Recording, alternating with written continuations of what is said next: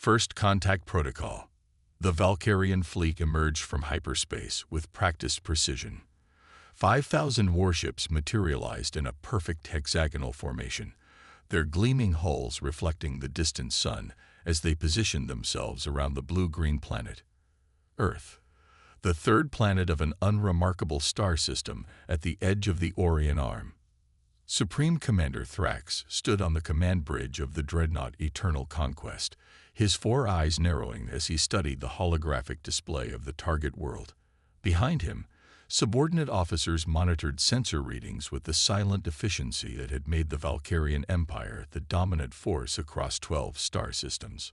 Life signs consistent with reports. Supreme Commander announced his second-in-command, Sub-Commander Verex.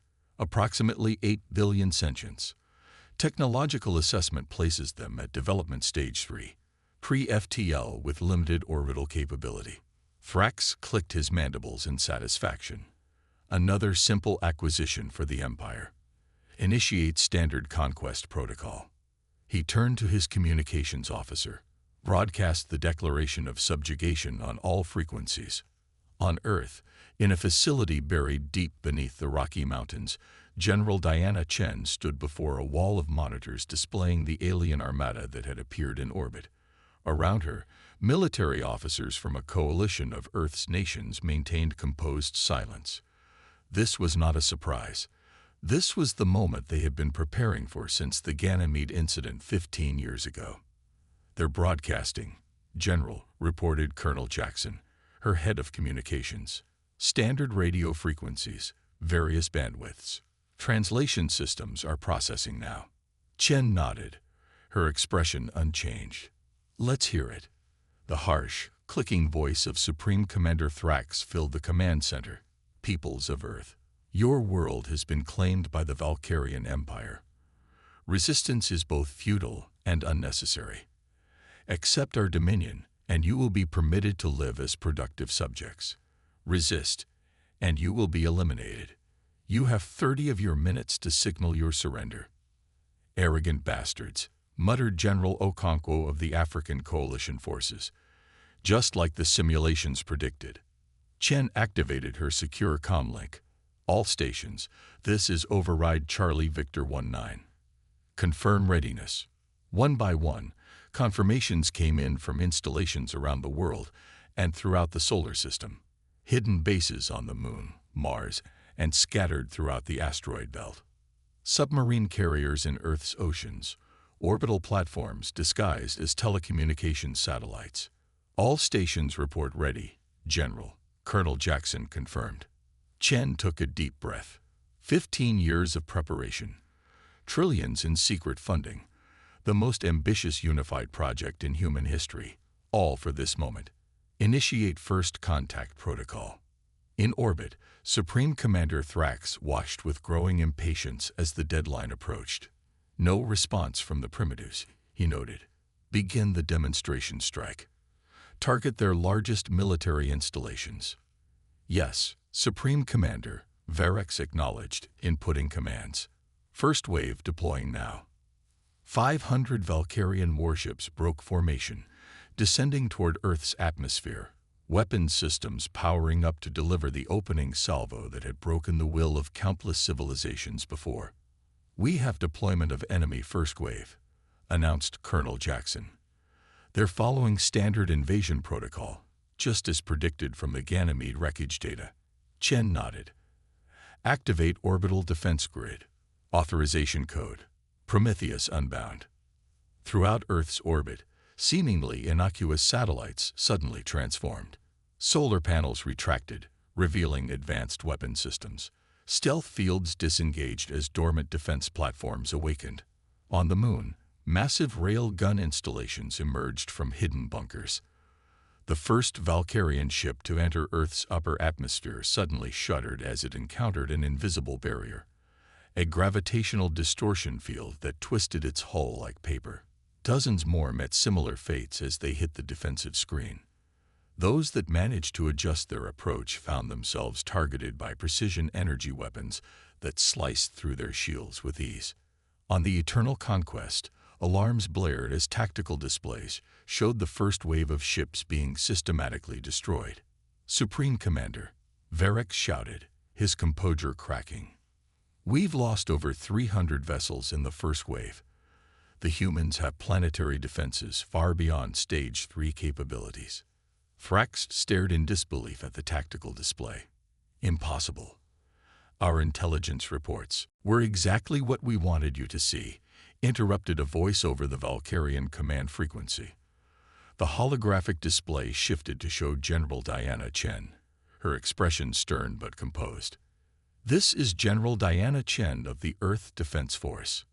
Your invasion has failed, Supreme Commander Thrax.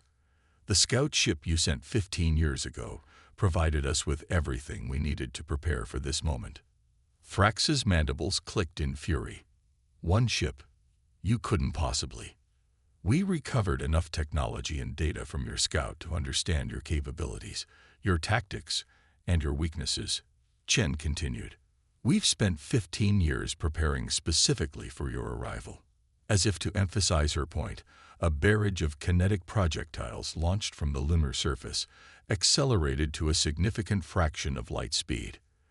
They tore through the Valkyrian fleet with devastating effect, each impact equivalent to a nuclear strike, but without the radiation. "All ships, evasive maneuvers," Thrax ordered, but it was too late. The precision and speed of Earth's counterattack had caught them completely unprepared. From hidden bases throughout the solar system, Earth's own fleet emerged, ships built with reverse-engineered Valkyrian technology, but improved upon by human innovation. They moved with impossible agility, targeting critical systems on the Valkyrian vessels with perfect accuracy. "How is this possible?" Varric whispered, watching as the mighty Valkyrian Armada began to disintegrate around them. "They're just primitives." "That was your first mistake," Chen replied, still visible on the command display. "You judged us by your standards, by your understanding of technological progression. But humans don't develop like other species. We adapt. We improvise. We overcome." On tactical displays, Thrax watched in horror as the remains of his fleet tried desperately to regroup. Over 2,000 ships had already been destroyed or disabled in less than 15 minutes. The rest were being systematically targeted by Earth's defenses. "Your second mistake," Chen continued, "was sending a scout at all. If you had simply appeared without warning, perhaps you might have had a chance. But you gave us time. Time to prepare. Time to build. Time to surpass you." Thrax realized with cold clarity that the battle was already lost. In less than 20 minutes, the mighty Valkyrian invasion force, the pride of the Empire, had been reduced to barely functional remnants. "Supreme Commander," Varric said quietly, "we've lost engine control. We're being held in position by some kind of gravitational anchor.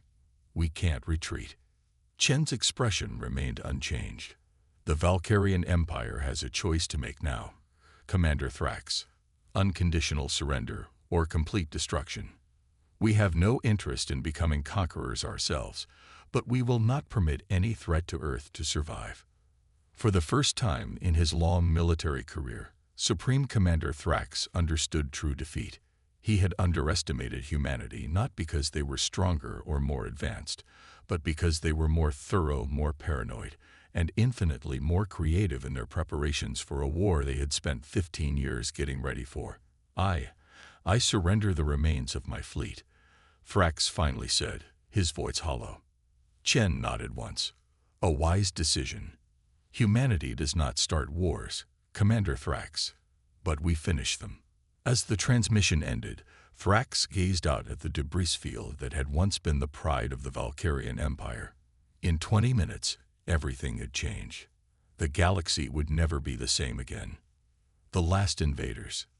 3 days after the failed invasion, Supreme Commander Thrax found himself seated in a stark conference room within a facility he now knew was called the International Space Defense Headquarters. Through reinforced windows, he could see the blue-green curve of Earth below, a planet that had seemed so insignificant, so easily conquered just days before. Across from him sat General Diana Chen and representatives from Earth's major powers. They weren't gloating, which somehow made this humiliation even worse. They were simply efficient. The terms are non-negotiable, Chen explained, sliding a data tablet toward him. The remaining 1,214 ships of your fleet will be impounded. Your crews will be housed in specially constructed facilities on Mars until repatriation can be arranged. Repatriation. Thrax's mandibles clicked in surprise. You're letting us go home. A human male, introduced as Admiral Kostia of the Eurasian Defense Coalition, leaned forward. We're not conquerors, Commander. We have no interest in your empire or its territories. Our only concern is ensuring Earth's safety. Thrax struggled to comprehend this approach. The Valkyrian Empire would have enslaved Earth's population, stripped the planet of resources, and moved on to the next conquest. The concept of mercy toward a defeated enemy was alien. There is, however, one condition, Chen continued. You will carry a message back to your empire. Earth is off limits. Permanently. Any future incursion into our solar system will be met with even greater force. In the debris field that had once been the Valkyrian invasion fleet, specialized Earth vessels moved methodically, collecting technology and materials. Other ships corralled the disabled but intact Valkyrian vessels into organized groups for transport to Mars. Aboard the auxiliary command cruiser Relentless Purpose, Sub-Commander Kryvax watched these operations with growing frustration. As the highest-ranking officer whose ship remained partially functional, he had assumed command of a desperate plan. Status report, he demanded, turning to his tactical officer. We've restored partial weapons functionality to 27 ships, came the response. Communications are limited to short range, but operational. However, the humans continue to hold us in these gravitational restraints. Kryvax chittered angrily. The Supreme Commander has betrayed the Empire by surrendering. We cannot allow these primitives to humiliate us further. He lowered his voice. Initiate contingency Omega. All functional ships to direct remaining energy to weapons. Target their largest population centers. Even if we die, we'll take millions of humans with us. In the defense headquarters, an alert suddenly sounded. A junior officer rushed to Chen's side, whispering urgently in her ear. Ken's expression remained unchanged as she turned back to Thrax. It seems some of your officers don't share your wisdom, Commander. We've detected weapons powering up on several of your disabled vessels. Thrax's 4 eyes widened in alarm. That's impossible. I gave the surrender order. Who would dare? Sub-Commander Kryvax, according to our intelligence, Admiral Kostia supplied. Apparently, he disagrees with your decision. Thrax rose from his seat in agitation. You must let me communicate with him. This is madness. Your defenses have already proven superior. This will only lead to more Valkyrian deaths. Chen studied him for a moment, then nodded. Very well. In the debris field, Kryvax watched with satisfaction as the weapon systems on his makeshift fleet slowly charged. The humans had obviously grown complacent after their victory, leaving the damaged Valkyrian ships inadequately guarded. Energy levels at 30%, reported his tactical officer. Targeting systems coming online. Sir, interrupted his communications officer, we're receiving a transmission from the human facility. It's Supreme Commander Thrax. Kryvax hesitated, then nodded. Put it through. The holographic display flickered to life, showing Thrax's face. Sub-Commander Kryvax, I order you to stand down immediately. With respect, Supreme Commander, you forfeited your authority when you surrendered to these primitives, Kryvax replied coldly. The Empire does not accept defeat. The Empire wasn't defeated by primitives. Thrax countered. We were outmaneuvered by a species that is far more dangerous than our intelligence suggested. Look around you, Kryvax. They destroyed 4,000 warships in 20 minutes. And now we will have our revenge, Kryvax insisted. Energy levels at 45%. Even their advanced defenses can't stop all our ships if we fire simultaneously. That's where you're wrong, came a new voice. The holographic display split, showing General Chen. We've been monitoring your power-up sequence since it began.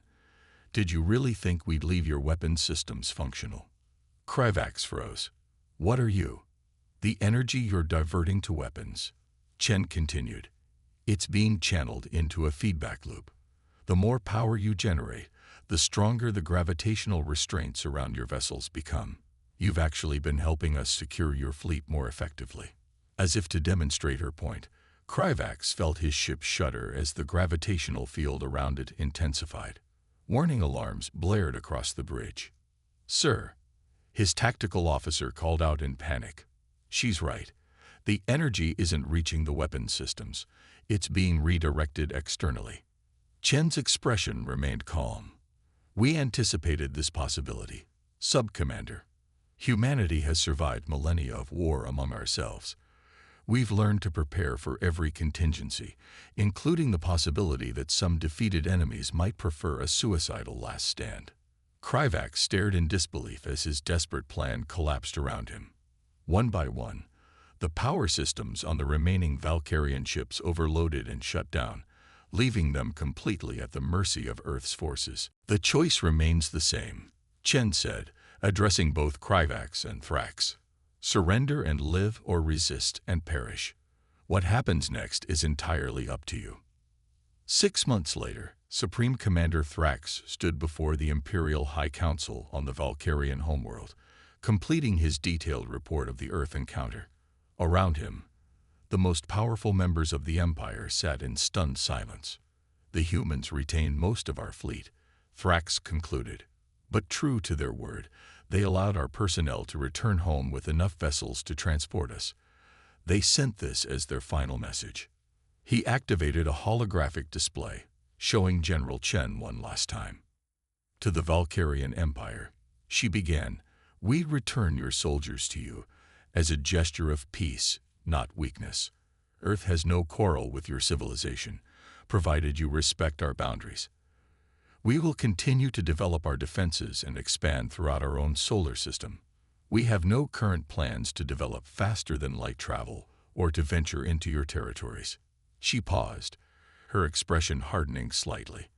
However, should any Valkyrian vessel enter our system again without explicit invitation, we will consider it an act of war, and our response will be absolute. We hope instead that in time, our civilizations might learn to communicate as equals, rather than as conquerors and conquered. As the message ended, the Imperial High Chancellor broke the silence. How? How could a pre-FTL civilization defeat our most powerful fleet?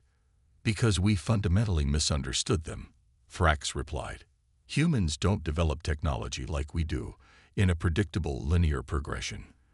They evolve in response to perceived threats. When our scout ship arrived 15 years ago, they salvaged enough from the wreckage to understand the nature of the threat they faced. Then they devoted all their resources to preparing specifically for us. Could they be bluffing? Asked another counselor. Perhaps their defenses were barely adequate. And they were lucky. Thrax's mandibles clicked in grim amusement. No. During my captivity, I learned more about them. They were holding back. Much of their defensive capability remained unused because it wasn't necessary. They defeated us so thoroughly not because they were technologically superior in all ways, but because they focused all their innovation on our specific weaknesses.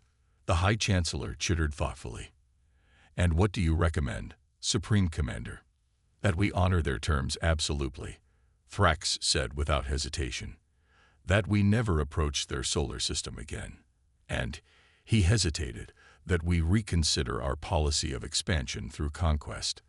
The humans aren't the only species who might surprise us. As the council session ended, Thrax gazed out at the stars visible from the high tower.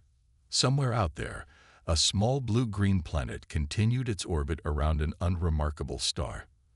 But now, the name Earth would be spoken with respect, perhaps even fear, throughout the galaxy. Humanity had not started this war, but they had indeed finished it.